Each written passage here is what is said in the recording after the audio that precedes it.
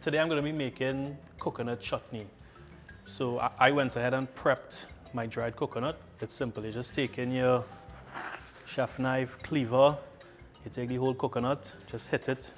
I use the back of my chef knife, hit it to divide it in half.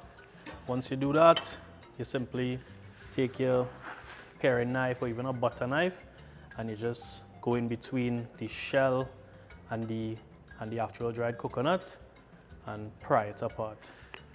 Try your best to keep them as big as possible when roasting, because this makes it a lot easier for it to sit over the open flame and roast.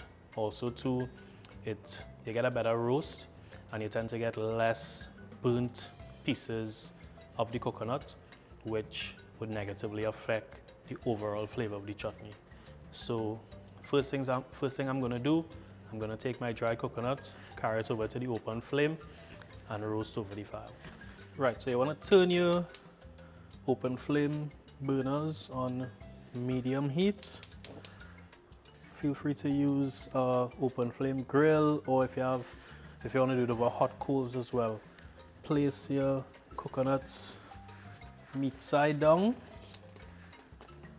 directly over the flame.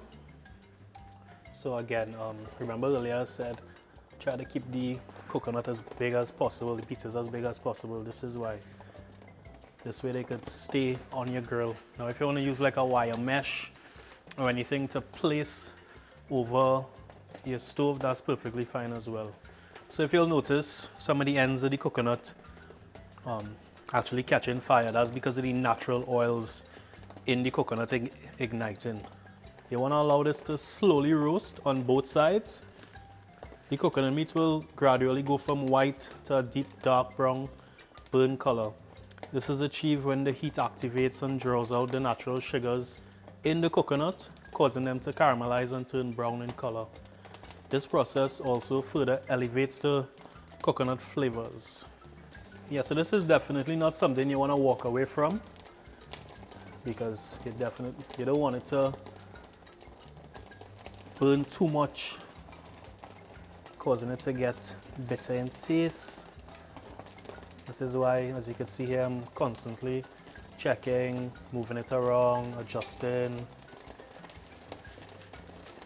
And there's no set time on how long it has to roast for. I'm really just checking it by its color. Right, so I'm gonna switch off the burner in the back here, because as you can see, the burner is actually off and all three are still burning. All the oils have been drawn out. Right, so you can see some of the oils running out. If you look, it's beautifully burnt at the bottom of the coconut. All the sides, the inside here is starting to go inwards. All the natural oils and sugars have reached the surface. So this for me is finished. Same thing with the other two.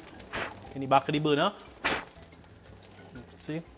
When finished, what I like to do, I like to place it in a bowl and cover with some cling wrap. This will allow the coconut to sweat and allow the burnt parts to separate from the meat of the coconut.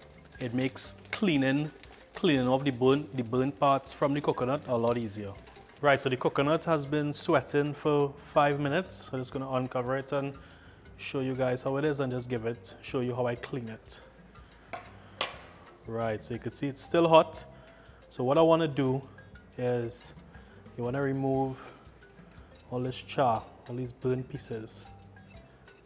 That's what you wanna do. So you just take your paring knife. Normally I'll do this in the sink and I'll just hold it over water and just remove these charred burnt pieces. Yeah, just remove these charred burnt pieces and then just give it a quick wash in the sink.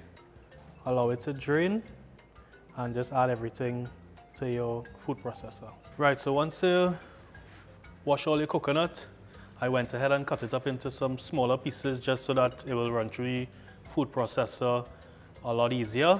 Just simply add to your food processor. So if you see here, you see all the charred parts have been scraped off. Here you can see the color, see how nice and soft the coconut is. Yeah. To this, I'm adding garlic, Caripulee leaves, Chadon Beni, and a piece of hot pepper. Now, of course, the hot pepper you could add as much as you want. It's really to your preference. Right, so I'm gonna cover this now and process on high until it reaches my desired consistency.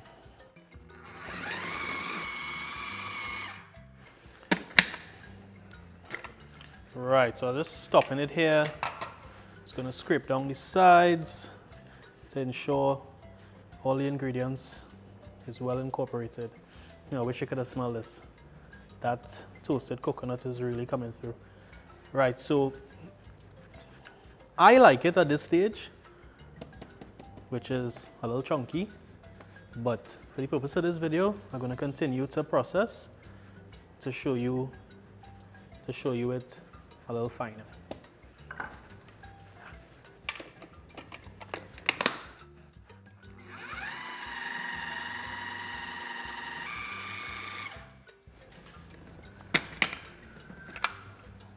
Right, so as we could see here, the coconut has been broken down probably about 50% more.